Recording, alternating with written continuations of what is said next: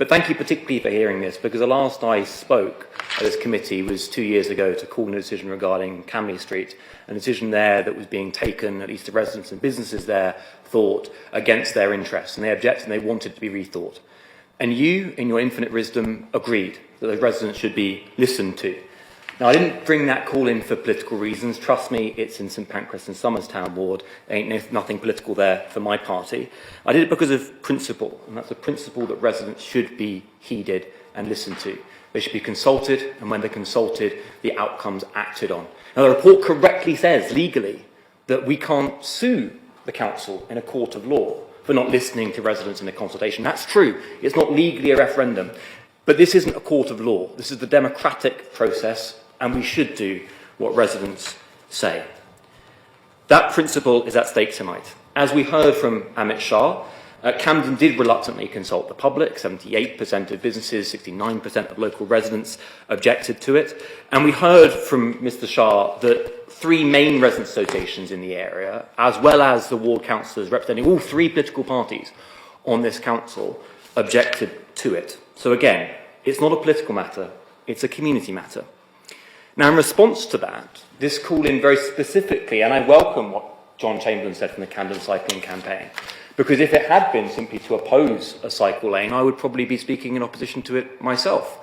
But this call in is not suggesting that. We're asking instead that an alternative route be taken. Councillor Adams will speak in more detail about what that route would be, and I welcome questions on it. But we lay it out in the written version, going up to the Royal Free and Southend Green via Maitland Park Villas and then Fleet Road. That wouldn't have the steep incline. I wouldn't suggest that the route goes up Pond Street. The entrance to the Royal Free is not at the top of Pond Street, it's at the bottom of it, and therefore as a consequence it would avoid the incline that deters people.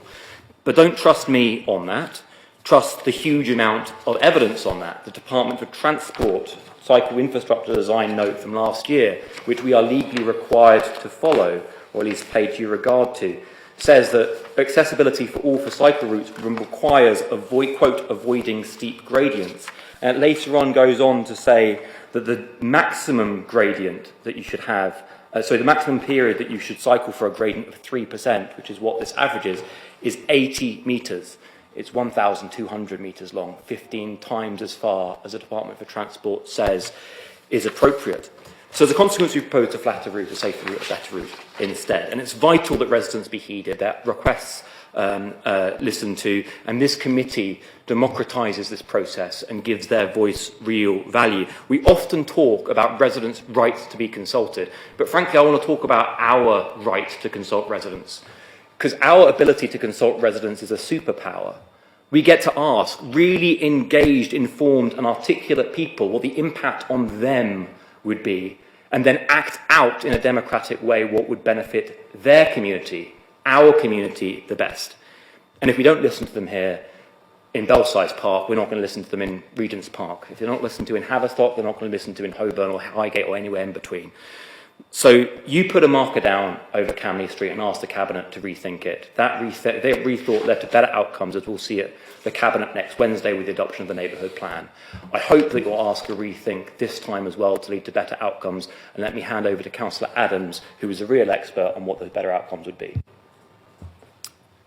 Hello. Thank you, deputies. Thank you, everyone. I'm not going to bore you with my bona fides as a cyclist. I'm going to go straight to the point that I'm going to talk about cycle safety, contrary to recent allegations. Unlike motor vehicles, there's a vast variation in cycling speeds, even on a flat road. Motor vehicles vary by about 15% within London, but cyclists can easily vary by 200% and more. The cycle lanes up and down a steep incline exacerbate this issue. The growing use of e-bikes makes it even worse.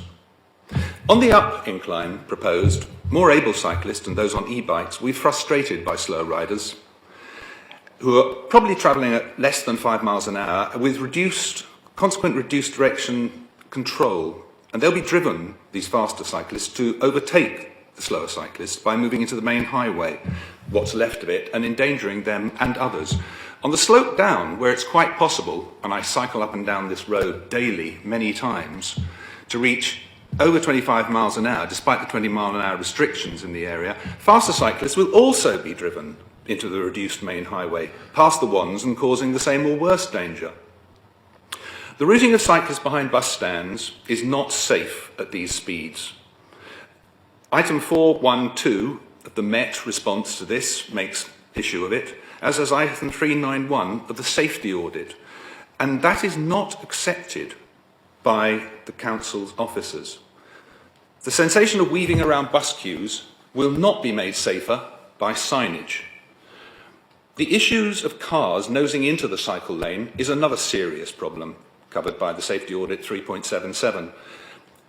They, and I know this frequently, will nose past the cycle lane to the edge of the serious lane that they consider a problem, often expecting that cyclists will take evasive action. Well, they do. They cycle straight into the main carriageway or alternatively swerve round the back dangerously. Now, this is not a canal. This is a fairly steep road.